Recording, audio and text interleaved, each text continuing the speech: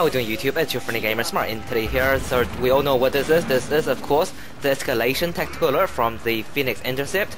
So we are facing enemies that are level 100 to 150, and this is extremely intense. I am bringing this to you while I am playing, so here and there I may just suddenly pause, here and there I will die, and here and there things will happen and get out of hand. But most of the time you'll see me in this little corner hiding.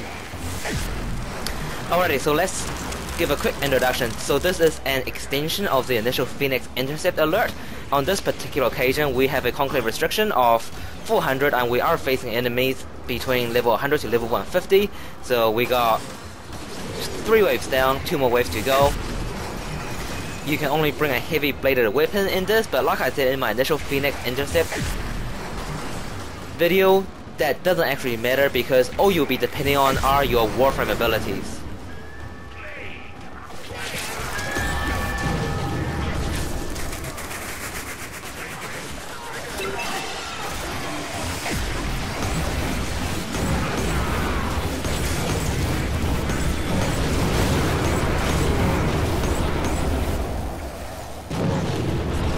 Now, as a bit of an introduction, so I am of course using Nova. Now this is a very specialized build I am using. I will show you guys a build at the end of this. This is not a build I will use in your T3, T4 survival. It is meant for interception, it is meant for this. And what does it give me? Well, basically this. Enemies are affected are literally barely moving. They're barely moving at all. They're almost stationary. And they're not firing because, as you can see, they're holding sticks, so they've actually been radio disarmed. Without molecular prime, they will literally be rushing to allies, towers, you name it. With molecular prime, my molecular prime, they're almost stationary. So what other frames have I got in this team? Now this is not a random squad, this is a pre-made squad. It's with random people that I found in chat, but it is a squad that I recruited. So the requirement we have, of course, is we have a 4 corrosive projection. That is a must when we are facing enemies around the level 100 plus. Of course we have a Trinity, which is this guy that just fell down. Now Trinity is a frame that is borderline essential for energy. We have of course a Loki for radio disarm, and of course we have a Valkyr for, well, reviving. Now Valkyr, I have previously said, is not very useful in T3, T4 defense survival, just because you do need to kill enemies very fast in those kind of missions. On this particular mission, because it's interception, we do not need to kill enemies very fast. In fact, we don't need to kill them at all until the very end. So in that sense, having Valkyr for that reviving is a massive bonus. So Valkyr's job, of course, is, like I said, reviving, is to capture points and whatnot. Loki's job is to cast radio disarm. Obviously that will limit enemy range. Also his job is to capture points with invisibility. And Trinity's job is mainly EV and blessing. Now this particular strat is actually working particularly well for us. Mainly because, every single frame's abilities is working in synergy here. I initially was thinking of a Nyx. Now the problem with Nyx is Chaos, even though with a max fleeting expertise you can spam it to cover enemies to refresh that, but it's just not permanent like radio disarm is, and obviously it's not recastable like radio disarm is, and because of that, Chaos seems to be not as good as radio disarm on this particular occasion.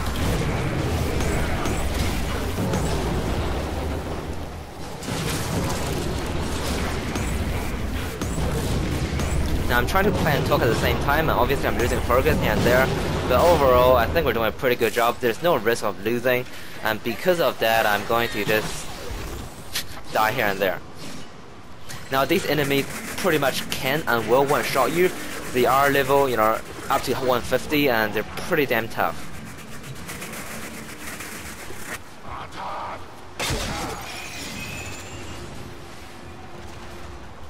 I have detected another message incoming. Now in no particular order were some pretty important tips in this. Well, one, of course, you only need corrosive projection.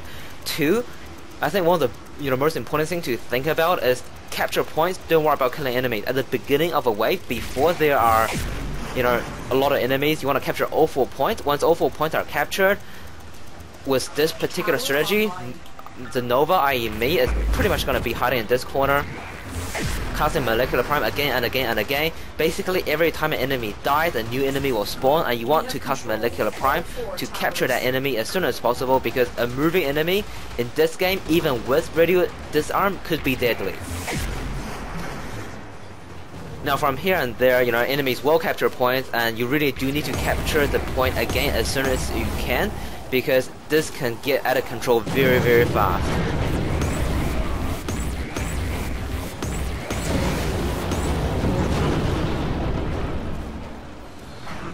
Now one other thing that, you know, makes Loki, and to be fair, I actually voted for Nyx initially, and some of the other guys that said Loki, and what I realized is one other thing that makes Loki really good is, you know, here and there a frame will die, will fail, and that can't be helped.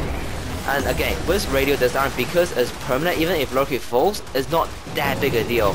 Where if you're using a max fleeting Nyx, you know, you're probably looking at 8 to 9 seconds to recast Chaos, and if for any reason the Nyx dies, then you're not going to have Chaos, the enemy will have free reign, and if you're using Nyx to substitute for Loki, you won't have disarm either, and that could be very deadly for the whole squad.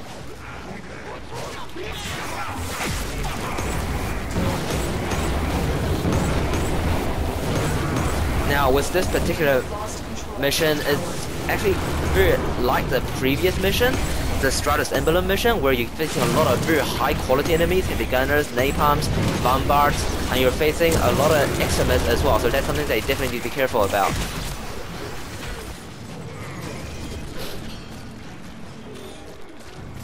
Now, like I was saying, you know, we got no risk of losing this, but that doesn't mean you can just go AFK, because this is a very, very dangerous mission. Now, this is extremely fun. I am extremely happy that DE released a mission like this. You know, it really, I guess, rewards the high-level players that have been with this game for a long time, rewards those, you know, max Near-Minded, max Blind Rage, those people that have really, you know, max the mods needed to reach Warframe to the end game, to the limit. The only thing I'm slightly disappointed about is a reward. At the end of this, you get a Rift Sigil. Now, I'm gonna have a look, but I'm pretty sure there's no benefits to it beyond cosmetic use.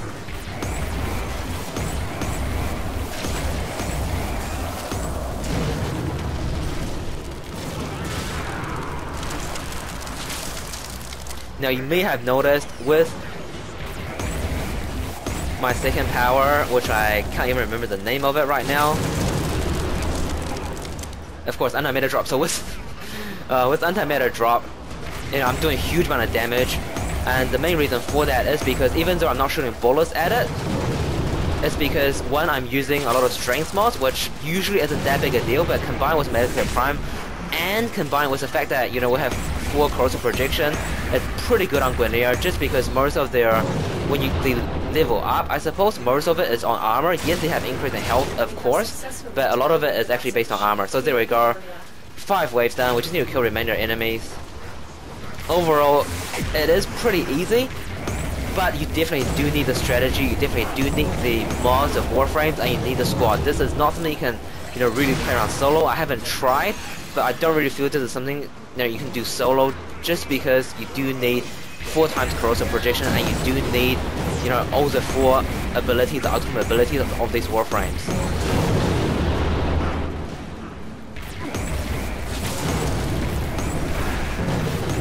It's actually quite funny, because with Radio Disarm and Molecular Prime, you can actually dodge these enemies, like guaranteed, because they move so slow and they're melee units.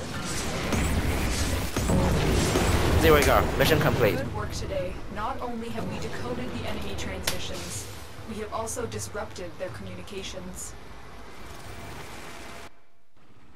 Now, this was a mission. I would say this is probably the hardest normal mission to date. Obviously, you know, you can do your 2-hour T3, T4 survival, but those, you know, you don't really get any rewards for it, and that's not really, you know, what the devs intended. Whereas on this particular occasion, like this guy say, it is easy, it is a hard game, but it is easy and it is awesome.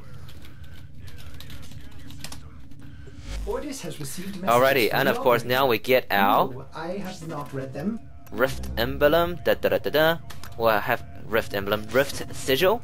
We'll have a quick equip of it to see what it looks like.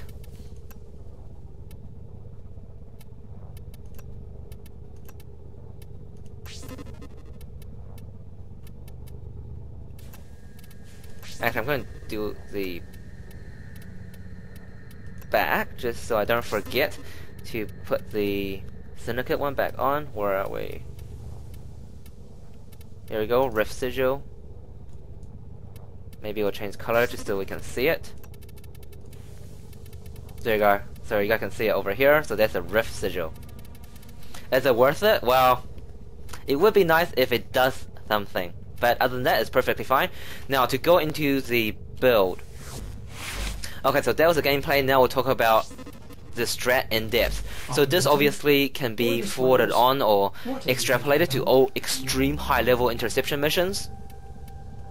So what's the difference between a endless interception and something like defense or survival? Well, for defense and survival, you must kill enemies. Survival, you must kill enemies as fast as you can to get oxygen or life support. With defense, well, I suppose you don't have to kill the enemies fast, but it's definitely to your benefit because you got a paw you need to protect.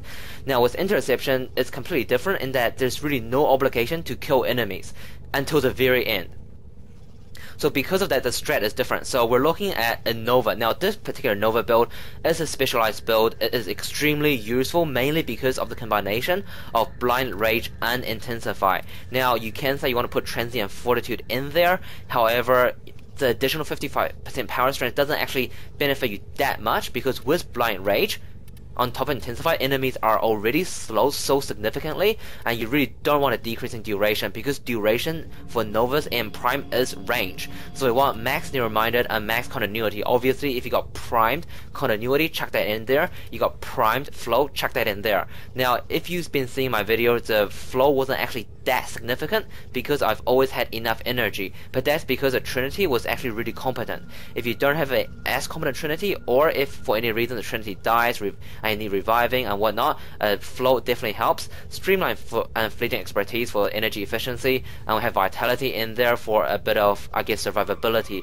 You do want to use vitality instead of anything else because with blessing, you know, shield regeneration means absolutely nothing. And of course, like I was saying before, you need 4 times corrosive projection to have 0 armor on those units. And with that, as you could see during the video, my anti-matter drop was doing humongous damage because you can, you know, do anti-matter drop on top of molecular prime, on top of the corrosive projection. Now, I'll be honest, I didn't actually, you know, request too much of the build for the other guys. They all seemed quite competent. They seemed to know what they're doing, so I just let them do what they wanted to do. But as far as, you know, an actual proper build goes for the strategy, basically with Loki you need 2 mods, Overextended and Stretch. So I'll just quickly show off the build over here.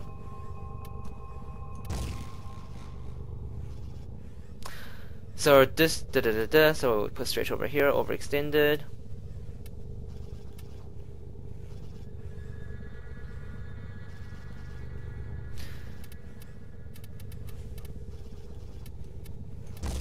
So something like along the lines of this would be a build I'm quite happy with. So we have Vitality and Redirection for survivability. Rage and QT is just not worth replacing Redirection for. 1, because we don't have the mod slots, and 2, because we do have Trinity and Blessing. And let's face it, if you're gonna die with verse level 150 enemies units, you will die. So Rage and QT is not viable. Redirection and Vitality for survivability. Corrosive Projection, as we stated before, we definitely do want max energy efficiency because that will allow us to spam radio disarm as much as we can. So Overextended and Stretch to maximize that range, Continuity and Redirection to allow you to have more invisibility. Now, I cannot emphasize enough about the spamming of radio disarm. You do want to spam that as much as you can because it's a ability that have no cooldown. You can spam it as, you know, as many times as you like, animation time aside. And basically every time a single enemy comes out, you want to make sure that enemy is disarmed. So that's a Loki build that I'll be quite happy with for that particular mission. As far as the Trinity build, you don't really want to rip farm Trinity build because range doesn't mean that much. Instead, you do want a Trinity build that's quite survivable. So how do you want to do this? Well, it's perfectly fine to have a 1 from top streamline, 1 from top fleeting expertise to give you that maximum 75% energy efficiency. We will put Stretch in there because you do want a little bit of range. I wouldn't bother with Transient Fortitude, Blind Rage, because that's a bit of an overkill. I definitely recommend using Vitality. Now with Trinity, because it has Energy Vampire, Blessing, and it's controllable by Trinity, I definitely do recommend using a Rage Quick Thinking build, because we do have the mod slot for it, and of course we want to use Corrosive Projection. Now as far as the final slot goes, you have quite a few, I guess, options to go with. It's fine to use Redirection, because when you are facing level 150 enemies, any additional survivability is good. Other than that, you can use something like Continuity or Constitution for Link, because again, all those are survivability mods. I wouldn't use Narrow-Minded, because your teammates will be needing you for that Energy Vampire. Other than that, if it's up to me, I'll probably put something like Primed Flow or Normal Flow, just to maximize that rage and QT. So basically, Fleet Expertise, Streamline, Vitality, Redirection, QT, Intensify, Stretch, I would say D7 are your essential mods. With this one, you can go with Flow to give you more rage and QT buffer, or alternatively, you can use something like Continuity or Constitution. Now the reason Constitution and Continuity can substitute for Flow in this particular occasion is because, again, we're facing those level 150 enemies. They're extremely strong. Even with Flow or Primed Flow, that additional energy bank is not really going to help you survive with QT that much, whereas Continuity and Constitution will help Link last a bit longer. So I'm not too fast. This is probably the build I would go with, but if you want to go with something like Primed Continuity, that's perfectly fine. Now, as far as Valkyr goes, now I'll be honest, I never released a specialized Valkyr build. I don't really use Valkyr too much. The only time I really used Valkyr was back in the early Arcwing days, where you actually do benefit from the armor from Valkyr. But other than that, again, we want to use Corrosive Projection. Now, Valkyr is one of those frames where armor do benefit a lot, and you definitely do want to use something like Rage and QT, because Valkyr is a frame where it can have invulnerability, right? To itself, not to others, but it can have invulnerability. So we want to use the following mods, if I could find it. Obviously want to use that.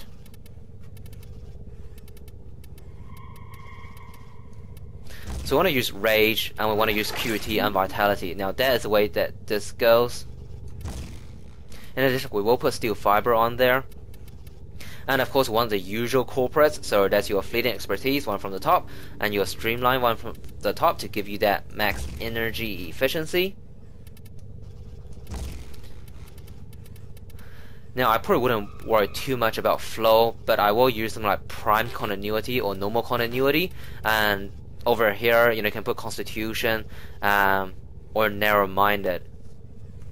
So yeah, so if you got a max Narrow-Minded, I'll probably put Narrow-Minded over here and put something like Primed Continuity or Primed Continuity over here. And that overall will be a Valkyr build that I'm quite happy with. So just a final quick recap. The strategy is basically Nova cast Molecular Prime, capture points in the initial part. As soon as there's quite a few enemies, you want to, as a Nova, go to a place where enemy cannot hit you, because if you fall, you'll be counterproductive to the team. Whereas if you go to a place where the enemy cannot hit you, and you cast Molecular Prime again, and of course drop Antimatter Drop on enemies, you'll do a lot of damage, you'll slow enemies down, you'll be a huge contributor. Trinity's job is, of course, to cast Blessing, to do Energy Vampire, supply the whole team with energy. Valkyr's job is to capture points, revive allies because it can be invulnerable. Loki's job is to do Radio Disarm, do invisibility, and capture points. So overall, very fun interception alert. The only criticism I have again is the lack of a good reward. But other than that, good job DE, and you've been watching SmartEntity. Please like, comment, and subscribe, and I'll see you guys in the next video. Cheers.